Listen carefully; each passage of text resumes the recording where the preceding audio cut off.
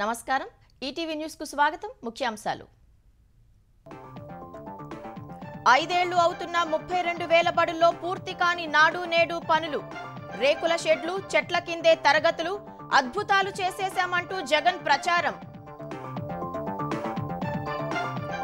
అభివృద్ధిపై బహిరంగ చర్చకు సిద్ధమంటూ జగన్ కు చంద్రబాబు సవాల్ దమ్ముంటే ఏ అంశంపై అయినా భేటీకి రావాలన్న తెలుగుదేశం అధినేత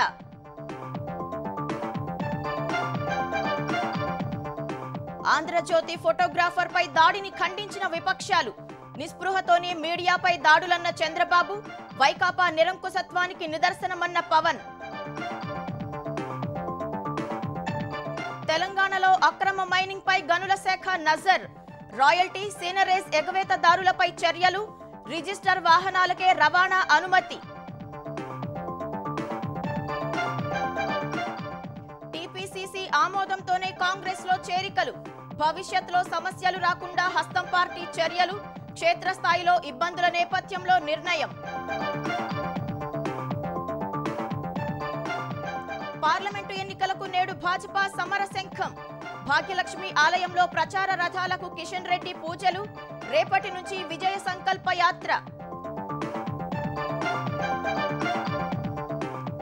కేంద్రం రైతు సంఘాల చర్చల్లో కీలక పరిణామం కొన్ని పంటలకు మద్దతు ధర ఇస్తామని మోదీ సర్కార్ ప్రతిపాదన నేడు నిర్ణయం చెప్తామన్న కర్షక సంఘాలు కమల్నాథ్ పార్టీ మార్పుపై కొనసాగుతున్న ఉత్కంఠ భాజపాలో చేరుతారన్న ఊహాగానాలను కొట్టిపారేసిన కాంగ్రెస్ ఎలాంటి ప్రకటన చేయని మాజీ సీఎం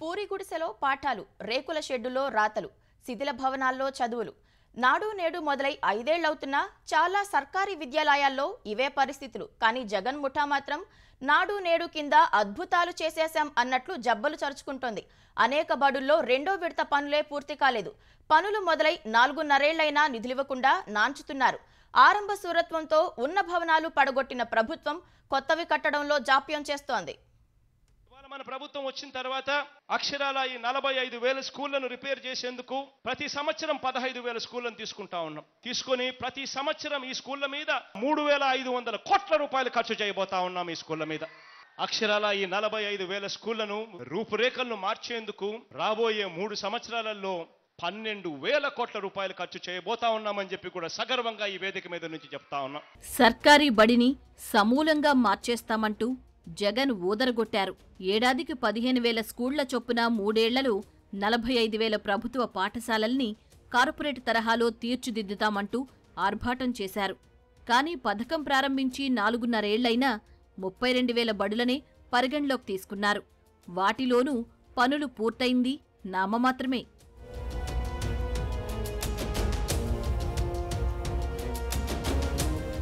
పార్వతీపురం మన్యం జిల్లా గుమ్మలక్ష్మీపురం మండలంలోని ఇరిడి ప్రభుత్వ పాఠశాలకు జగన్ మామయ్య ఇచ్చిన కానుక ఇది 52 మంది విద్యార్థులు చెట్టు నీడన ఉన్న రేకుల షెడ్డులో చదువులు సాగిస్తున్నారు బడి భవనం పూర్తిగా శిథిలావస్థకు చేరింది నాడు నేడు రెండో విడతలో ప్రభుత్వం దీన్ని పరిగణలోకి తీసుకుంది నిధులు ఇవ్వకపోవడంతో పనులు ప్రారంభమై నెలలు గడిచినా పునాదుల దశ దాటలేదు పిల్లలు వర్షం వచ్చినప్పుడు లోనకి నీరు వెళ్ళిపోయి మీ టీచర్లు కూడా కొంచెం ఇబ్బంది అయిపోతున్నారు వేసే కాలము ఎండకి వేడికి ఇబ్బంది అయిపోతున్నారు నాడు నేడు వర్క్ స్టార్ట్ అయ్యి ఆగిపోయింది గ్రాంట్స్ లేక ఇప్పుడు టెంపరీగా షెల్టర్ వేసుకొని పాఠాలు చెప్తున్నాం సో ప్రభుత్వం వారు మిగతా గ్రాంట్స్ రిలీజ్ చేస్తే వర్క్ పూర్తి అయిపోయి మాకు చక్కగా ఉంటుంది పార్వతీపురం జిల్లా గుమ్మలక్ష్మీపురం మండలంలోని తోలుఖర్జ బడిది ఇదే దుస్థితి 15 మంది విద్యార్థులున్నా ఈ స్కూల్లో పాఠశాల భవనం లేక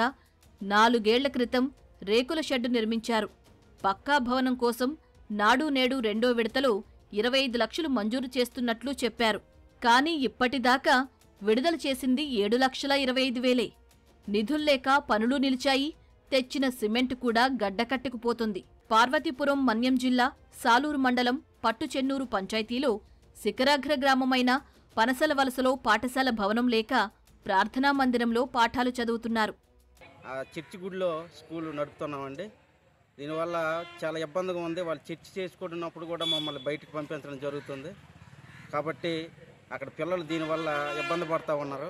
మన్యం జిల్లా సాలూరు మండలం గగనపు దొరవలస ప్రభుత్వ పాఠశాల భవన నిర్మాణము ఏడాదిన్నర కావస్తున్నా పునాదుల స్థాయి దాటలేదు. గ్రామంలోని ఇళ్లల్లోనే విడతల వారీగా ఉపాధ్యాయులు చదువులు చెబుతున్నారు. ప్రకాశం జిల్లా కొత్తపట్నం జడ్పీ హైస్కూల్లో 2020 డిసెంబర్లో వేసిన శిలాఫలకం వెక్కిరిస్తోంది. జిల్లాలోనే అత్యధికంగా 1300 మంది విద్యార్థులున్న ఈ బడిలో అదనపు గదుల నిర్మాణానికి ఎమ్మెల్యే బాలినేని శ్రీనివాసరెడ్డి శంకుస్థాపన చేశారు. 3 ఏళ్లుగా మొండి గోడలే కనిపిస్తున్నాయి.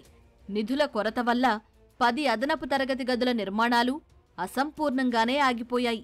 ఎన్టీఆర్ జిల్లా నందిగామ జడ్పీ ఉన్నత పాఠశాలలో చేపట్టిన 10 తరగతి గదుల నిర్మాణం కూడా నిలిచిపోయాయి. విద్యార్థులను మొండి గోడల మధ్యే కూర్చోబెడుతున్నారు. మరో 10 లక్షల నిధులు మంజూరు చేస్తే గదులు అందుబాటులోకొచ్చే అవకాశం ఉన్నా పట్టించుకోవడం లేదు.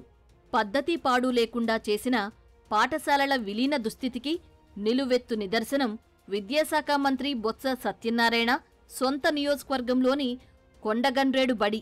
ఉన్నత పాఠశాల విద్యార్థుల్ని సర్దుబాటు చేయడంతో 150 మంది విద్యార్థులు వరండాలో పరదాల మాటున చదువులు నెట్టుకొస్తున్నారు. నూతన భవనాల నిర్మాణం ఇంకా అందుబాటులోకి రాలేదు. స్కూల్లో వసతులకు చాలా కొరతగా ఉంది. మా స్కూల్లో 2 బిల్డింగ్లో 5 తరగతులు ఉన్నాయి. కొత్తగా 3, 4, 5ను కూడా కలపడం వల్ల మా స్కూల్లో ఇంకా చాలా ఇబ్బంది అవకాశాలు ఎక్కువగా ఉన్నాయి. మా స్కూల్కి బిల్డింగ్స్ లేవు. ఇదిగోండి కొంతమంది వరండాలో ఉన్నారు, కొంతమంది క్లాస్ రూమ్లో ఉన్నారు.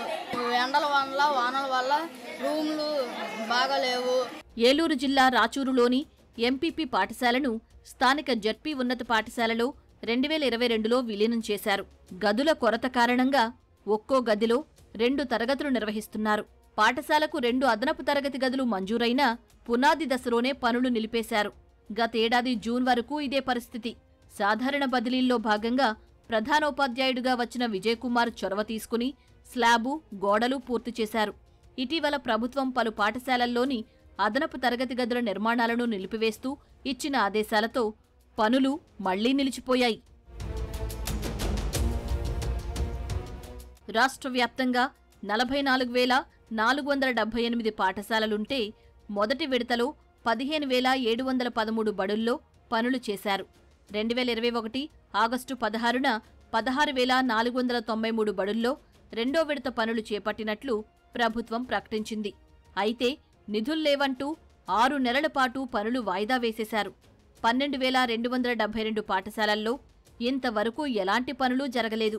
రెండో విడత పనులు మొదట 2022 జులైకు పూర్తి చేస్తామని, ఆ తర్వాత 2023 ఫిబ్రవరికి, మళ్లీ డిసెంబరుకు గడువు పెంచుకుంటూ పోతోంది. తాజాగా ఈ ఏడాది మార్చి నాటికి పూర్తి చేస్తామని ప్రభుత్వం ప్రకటించింది. బిల్లులు సకాలంలో చెల్లించక తరగతి గదులు, మరుగుదొడ్లకు అవసరమయ్యే తలుపులు, కిటికీలను గుత్తేదార్లు సరఫరా చేయడం లేదు. బెంచీల సరఫరా కూడా మధ్యలోనే నిలిపివేశారు.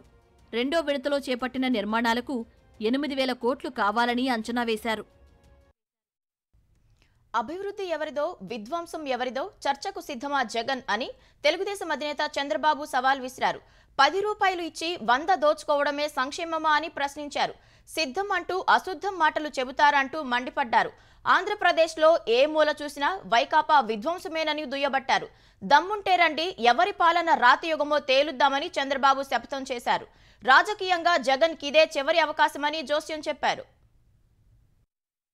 స్కామ్ కోసమే స్కీమ్ విధానాలతో దేశంలోని అత్యంత ధనిక ముఖ్యమంత్రిగా మారిన జగన్ కు పేదల జీవితాల గురించి మాట్లాడే అర్హత లేదని తెలుగుదేశం అధినేత చంద్రబాబు ధ్వజమెత్తారు. జగన్ పాలనలో ఏ మూలను చూసినా వైకాపా ప్రభుత్వ విధ్వంసంతో నష్టపోయిన ప్రజలే కనిపిస్తున్నారని మండిపడ్డారు. అధికార దుర్వినియోగంతో సభలు పెడుతూ జగన్ చెబుతున్న అసత్యాల నిగ్గు తేల్చేందుకు తాము సిద్ధమేనని స్పష్టం చేశారు. బూటకపు ప్రసంగాలు, తప్పుడు ప్రచారాలు కాదు, దమ్ముంటే తనతో బహిరంగ చర్చకు సిద్ధమా అని చంద్రబాబు సవాల్ విసిరారు. ఏ అంశం మీదైనా, ఎక్కడైనా, ఏ రోజైనా చర్చకు తాను సిద్ధమేనన్నారు. ఎవరి పాలన స్వర్గయుగమో, ఎవరి పాలన రాతియుగమో చర్చిద్దామన్నారు. 2019లో ప్రజలిచ్చిన ఒక్క అవకాశమే జగన్ కు చివరి ఛాన్స్ కానుందని జోస్యం చెప్పారు. ఓటమిపై స్పష్టత రావడంతో మళ్లీ ప్రజల్ని ఏమార్చడానికి సరదాలు కాస్త పక్కకు జరిపి ఎన్నికలకు ముందు సీఎం రోడ్డెక్కారని దుయ్యబట్టారు. ఓటమి భయంతో 77 మంది ఎమ్మెల్యేలను బదిలీలంటూ మడతపెట్టారని, మిగిలిన వారిని 50 రోజుల్లో ప్రజలు మడతపెడతారని చంద్రబాబు ఎద్దేవా చేశారు. అన్ని వర్గాలను మోసం చేసిన చేసిన వ్యక్తికి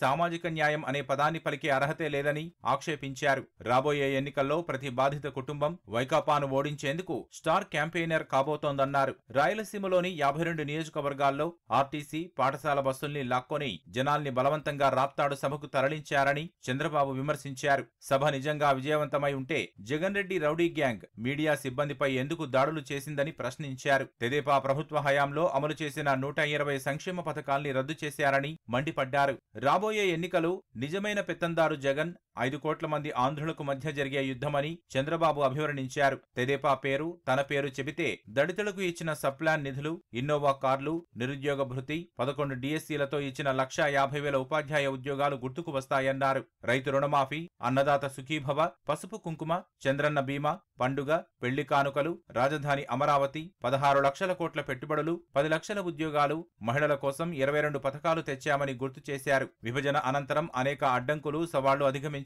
రాష్ట్రాన్ని అభివృద్ధి పథంలో తీసుకువెళితే జగన్ విధ్వంస పాలనతో విభజన కంటే ఎక్కువ నష్టం చేశారని ఆగ్రహం వ్యక్తం చేశారు. తెదేపా హయాంలో 14% ఉన్న వృద్ధి రేటు నేడు 10.93% పడిపోయిందని ఆక్షేపించారు. పన్ను రూపంలో వచ్చే ఆదాయం ఏడాదికి 30,000 కోట్ల రూపాయల చొప్పున తగ్గిందన్నారు. తెలంగాణతో పోల్చితే తలసరి ఆదాయం 44% తక్కువగా ఉందని ఆగ్రహం వ్యక్తం చేశారు. అభివృద్ధి లేక ప్రజల జీవన ప్రమాణాలు దారుణంగా పడిపోవడమే దీనికి కారణమని మండిపడ్డారు. జగన్ రెడ్డి పేరు చెబితే గుర్తొచ్చేది బాబాయ్పై గొడ్డలివేటు, కోడికత్తి కేసు, ప్రభుత్వ ప్రేరేపిత ఉగ్రవాదం, క్విట్ ప్రోకో, భూమి, ఇసుక, మద్యం, గనుల మాఫియా అని చంద్రబాబు విరుచుకుపడ్డారు. అధిక ధరలు, పన్నులు, ఛార్జీల పెంపు, అప్పులు, బాదుడు, మోసాలు, దొంగ ఓట్లు, హింసాత్మక రాజకీయాలు గుర్తొస్తాయని ఎద్దేవా చేశారు. అక్రమ కేసులు, అధికార దుర్వినియోగం తప్ప జగన్ సాధించింది శూన్యమన్నారు. ప్రభుత్వ అక్రమాల్ని ప్రశ్నించిన ప్రతిపక్షాల్ని సమాధానం చెప్పలేకే కేసులతో వేధిస్తున్నారని మండిపడ్డారు. అందుకే జనసేన అధినేత పవన్ కళ్యాణ్ పై కేసు పెట్టారని పేర్కొన్నారు.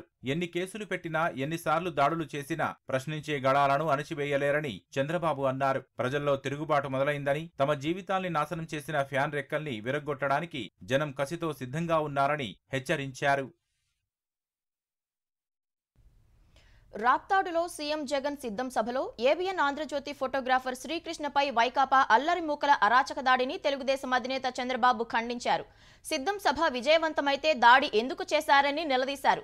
ఇది మీడియాపై జగన్ చేసిన ఫ్యాక్షన్ దాడి అని నారా లోకేష్ మండిపడ్డారు. సిద్ధం సభ ఫోటోలు తీయడం ఏమైనా నేరమా అని ప్రశ్నించిన లోకేష్, ఒక పత్రికకు, ఛానల్కు యజమాని అయిన జగన్ ఇలాంటి దాడులను ప్రోత్సహించడం తగదని హితవు పలికారు. ప్రజాస్వామ్య మూలస్తంభమైన మీడియాను జగన్ కక్షతో కూలగొడుతున్నారని తెలుగుదేశం రాష్ట్ర అధ్యక్షుడు అచ్చెన్నాయుడు మండిపడ్డారు. రాప్తాడులో ఆంధ్రజ్యోతి ప్రతినిధిపై వైకాపా రౌడీ మూకల దాడి దుర్మార్గమని ఆక్షేపించారు. జగన్ సభలకు ఆయన సొంత మీడియా తప్ప ఇతర మీడియా రాకూడదా అని నిలదీశారు.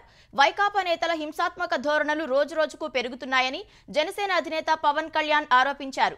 ఆంధ్రజ్యోతి ఫోటోగ్రాఫర్పై జరిగిన దాడి జగన్ ప్రభుత్వ నిరంకుశ విధానానికి ప్రత్యక్ష ఉదాహరణ అని భాజపా ఏపీ అధ్యక్షురాలు పురంధేశ్వరి విమర్శించారు. వైకాపా కార్యకర్తల దాడిని సిపిఐ ఏపీ కార్యదర్శి రామకృష్ణ ఖండించారు. టీపీసీసీ ఆమోదంతోనే చేరికలు కొనసాగించాలని తెలంగాణ కాంగ్రెస్ నిర్ణయించింది. ఇతర పార్టీల నుంచి కాంగ్రెస్కు భారీగా నాయకులు పోటెత్తుతున్న నేపథ్యంలో చేరికల విషయంలో సమన్వయం అవసరమని టీపీసీసీ భావిస్తోంది.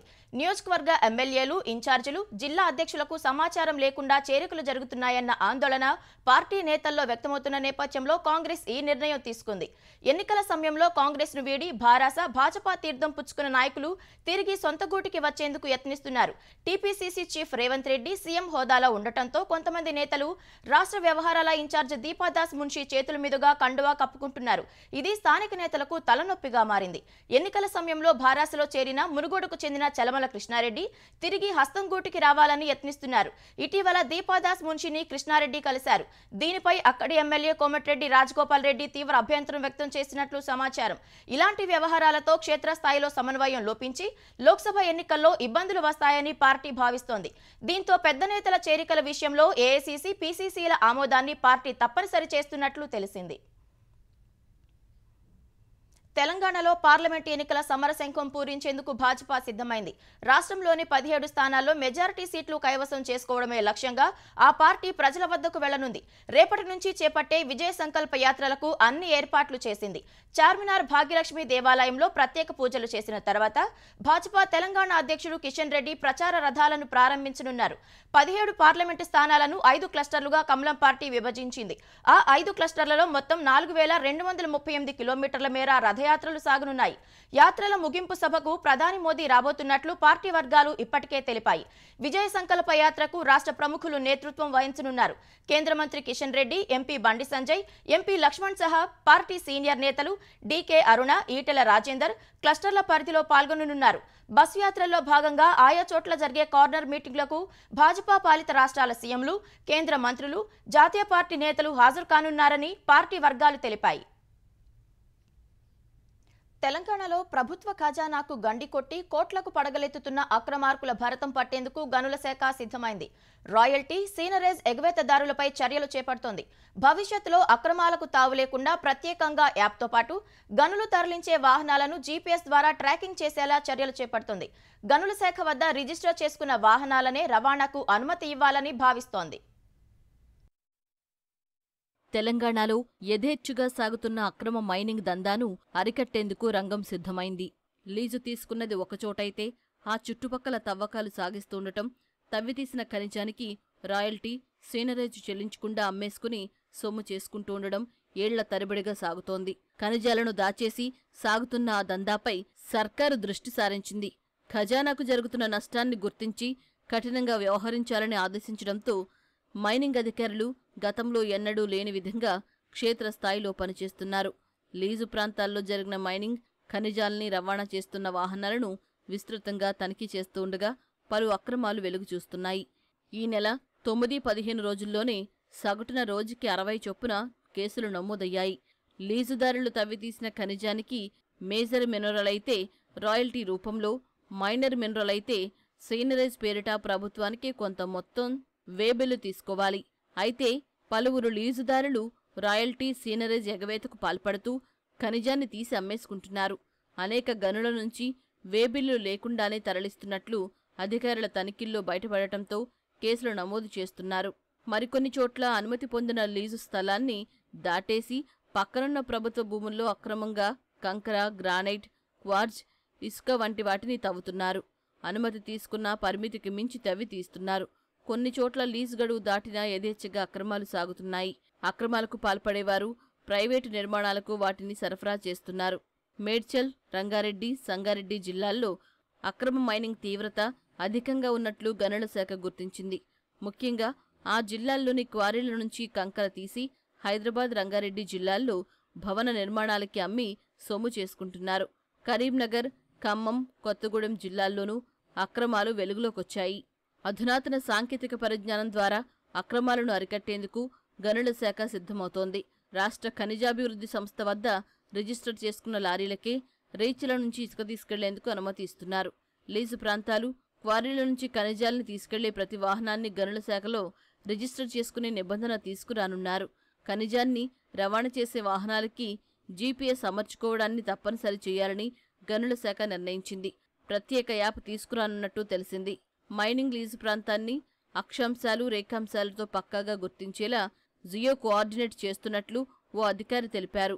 గని నుంచి ఖనిజాన్ని తీసుకెళ్లే వాహనాలను గమ్యస్థానం చేరే వరకు ట్రాకింగ్ చేయబోతున్నట్లు వివరించారు. తెలంగాణ ప్రభుత్వ విప్ అడ్లూరి లక్ష్మణ్కు ప్రమాదం తప్పింది. జగిత్యాల జిల్లా ఎండపల్లి మండలం అంబారిపేట వద్ద అడ్లూరి వాహనం బోల్తా కొట్టింది. ఘటనలో కారులో ఉన్న లక్ష్మణ్ కుమార్ సహా ఇతరులకు స్వల్ప గాయాలయ్యాయి. గాయపడిన వారిని హుటాహుటిన కరీంనగర్లోని ప్రభుత్వ ఆసుపత్రికి తరలించి చికిత్స అందిస్తున్నారు. హైదరాబాద్ నుంచి ధర్మపురి వెళ్తుండగా ఎదురుగా వస్తున్న లారీని తప్పించబోయే క్రమంలో ప్రమాదం చోటు చేసుకుంది. తెలంగాణలో పోలీస్ కానిస్టేబులర్ శిక్షణకు సర్వం సిద్ధమైంది. పోలీస్ అకాడమీతో పాటు 28 కేంద్రాల్లో ఈ నెల 21 నుంచి శిక్షణ మొదలు కానుంది. మహిళా కానిస్టేబుళ్లకు ప్రత్యేక మైదానాలు ఏర్పాటు చేయనున్నారు. ఈ మేరకు టీఎస్ఎస్పీ బెటాలియన్లు, పోలీసు శిక్షణ కళాశాలలు, జిల్లా కేంద్రాలు, నగర శిక్షణ కేంద్రాల్లో ఏర్పాట్లు పూర్తయ్యాయి. Civil, AR, SAR CPL TSSP విభాగాలకు 13,444 మంది కానిస్టేబుళ్లను ఎంపిక చేశారు. తెలంగాణలోని 28 శిక్షణ కేంద్రాల్లో దాదాపు 11,000 మంది శిక్షణకు సరిపడా వస్తువులే ఉండటంతో టీఎస్ఎస్పీ విభాగం కానిస్టేబుళ్ల శిక్షణను తాత్కాలికంగా వాయిదా వేశారు. వారిని మినహాయించి మిగిలిన వారికి 2 రోజుల్లో శిక్షణ ప్రారంభించాలని నిర్ణయించారు. ఈ మేరకు ఆయా శిక్షణ కేంద్రాల ప్రిన్సిపాలకు శిక్షణ విభాగం నుంచి ఆదేశాలు వెళ్లాయి. సిఆర్పీఎఫ్తో పాటు ఆంధ్రప్రదేశ్, కర్ణాటక పోలీసు శాఖలకు లేఖలు రాసిన అధికారులు అక్కడి కేంద్రాల్లో అనుమతి ఇవ్వాలని కోరారు. అనుమతి లభిస్తే టీఎస్ఎస్పీ కానిస్టేబుళ్లకు శిక్షణ సైతం ప్రారంభించాలని అధికారులు భావిస్తున్నారు. ఆంధ్రప్రదేశ్లో డిఎస్సికి దరఖాస్తు చేసేందుకు అభ్యర్థులు ముప్పు తిప్పలు పడాల్సి వస్తోంది. ఎన్నికల వేళ ఎలాంటి కసరత్తు లేకుండా హడావిడిగా ప్రకటన చేసి ప్రభుత్వం అభ్యర్థుల సహనాన్ని పరీక్షిస్తోంది. ఫిర్యాదు చేయాలంటే సహాయ కేంద్రాల ఫోన్లు సక్రమంగా పనిచేయవు. తప్పులు వస్తే సరిచేయడానికి ఐచ్ఛికం ఇవ్వకుండా మరోసారి 750 రూపాయలు రుసుము కట్టి దరఖాస్తు చేసుకోవాలని సూచిస్తోంది. దీనిపై అభ్యర్థుల్లో తీవ్ర అభ్యంతరాలు వ్యక్తమవుతున్నాయి. పరీక్షకు సన్నద్ధమయ్యేందుకు వేల రూపాయలు ఖర్చు చేయాల్సి వస్తోందని, దీనికి తోడు దరఖాస్తులకే అదనంగా డబ్బులు చెల్లించాల్సిన పరిస్థితి ఏంటని ప్రశ్నిస్తున్నారు. దరఖాస్తులో స్థానికేతర అనే ఐచ్ఛికం మాత్రమే వస్తోంది. జిల్లాల జాబితా చూపడం లేదు. దీంతో అభ్యర్థులు గందరగోళానికి గురవుతున్నారు. జోన్ల జాబితా చూపకపోవడం పైన అభ్యర్థుల్లో ఆందోళన వ్యక్తమవుతోంది. దరఖాస్తు రుసుము చెల్లించిన తర్వాత రావాల్సిన రిఫరెన్స్ ఐడి కొన్నిసార్లు సక్రమంగా రావడం లేదు. కొందరికి 8 అంకెల నంబర్ వస్తే మరికొందరికి 9 అంకెల నంబర్ వస్తోంది. 9 అంకెలను నమోదు చేస్తే దరఖాస్తును స్వీకరించడం లేదు. మరోవైపు దరఖాస్తుకు 10 రోజుల సమయమే ఇచ్చారు. సర్వర్ సమస్య వల్ల వెబ్సైట్ ఓపెన్ కావడం లేదు. దీంతో అభ్యర్థులు కొన్ని సమయాల్లో దరఖాస్తు చేయలేకపోతున్నారు. కేంద్ర ప్రభుత్వం పంజాబ్ రైతు సంఘాల నాయకుల మధ్య జరిగిన చర్చల్లో కీలక పరిణామం చోటు చేసుకుంది. ఒకవేళ రైతులతో ఒప్పందం కుదిరితే వచ్చే 5 ఏళ్ల పాటు పప్పు ధాన్యాలు, మొక్కజొన్న, పత్తి పంటలను కనీస మద్దతు ధరలకు ప్రభుత్వ సంస్థలు కొనుగోలు చేసేలా కేంద్ర మంత్రుల బృందం ప్రతిపాదనలు చేసింది. కేంద్ర మంత్రులు పీయూష్ గోయల్, అర్జున్ ముండా, నిత్యానందరాయ్ బృందం కర్షక సంఘాల నాయకులకు మధ్య ఢిల్లీలో 4 గంటలకు పైగా సుదీర్ఘ సమావేశం జరిగింది. అనంతరం మాట్లాడిన కేంద్ర మంత్రి పీయూష్ గోయల్, అన్నదాతలు తమ ప్రతిపాదనలకు అంగీకరిస్తే ఎన్సీసీఎఫ్, ఎన్ఏఎఫ్ఈడి, సీసీఐ వంటి సంస్థలు ఈ ఒప్పందం కుదుర్చుకుంటాయని తెలిపారు. ఉత్పత్తి చేసిన మొత్తాన్ని కొనుగోలు చేస్తామని, దీనికి ఎలాంటి పరిమితులు ఉండబోవని రైతులకు వివరించినట్లు పేర్కొన్నారు. కొనుగోళ్ల కోసం ప్రత్యేక పోర్టల్ను అభివృద్ధి చేస్తామన్న గోయల్, ఈ నిర్ణయం పంజాబ్ వ్యవసాయాన్ని కాపాడుతుందని వివరించారు. కేంద్ర ప్రభుత్వ ప్రతిపాదనలపై ఇవాళ నిర్ణయం తీసుకుంటామని రైతు సంఘాల ప్రతినిధులు తెలిపారు. మధ్యప్రదేశ్ మాజీ సీఎం పార్టీ సీనియర్ నేత కమల్నాథ్ భారతీయ జనతా పార్టీలో చేరడం లేదని కాంగ్రెస్ పార్టీ ప్రకటించింది. భాజపాలో చేరనున్నట్లు జరుగుతున్న ప్రచారంపై కమల్నాథ్ను సంప్రదించగా అలాంటిదేమీ లేదని ఆయన చెప్పారని కాంగ్రెస్ ప్రధాన కార్యదర్శి జితేంద్ర సింగ్ తెలిపారు. ఇటీవల జరిగిన మధ్యప్రదేశ్ శాసనసభ ఎన్నికల్లో కాంగ్రెస్ ఘోరంగా ఓడిపోవడంతో పార్టీ అధిష్టానం కమల్నాథ్ను పీసీసీ అధ్యక్ష పదవి నుంచి తొలగించింది. ఈ క్రమంలోనే భాజపాలో చేరనున్నట్లు ప్రచారం మొదలైంది. ఇంతలో ఆయన కుమారుడు నకుల్నాథ్ తన సామాజిక మాధ్యమాల ఖాతాలో కాంగ్రెస్ పేరు తొలగించడంతో కమల్నాథ్ పార్టీని వేడనున్నారని జరుగుతున్న ప్రచారానికి మరింత బలం చేకూరింది. శనివారం ఢిల్లీకి వచ్చిన కమల్నాథ్ భాజపాలో చేరికపై మీడియా అడిగిన ప్రశ్నలకు సూటిగా సమాధానం చెప్పకుండా దాటవేశారు. ఆదివారం ఆయన మద్దతు ఎమ్మెల్యేలు కూడా ఢిల్లీ చేరుకున్నారు. దీంతో కమల్నాథ్ భాజపాలో చేరటం ఖాయమని భావిస్తున్న తరుణంలో ఆయన పార్టీని వీడటం లేదని కాంగ్రెస్ ఓ ప్రకటన విడుదల చేసింది.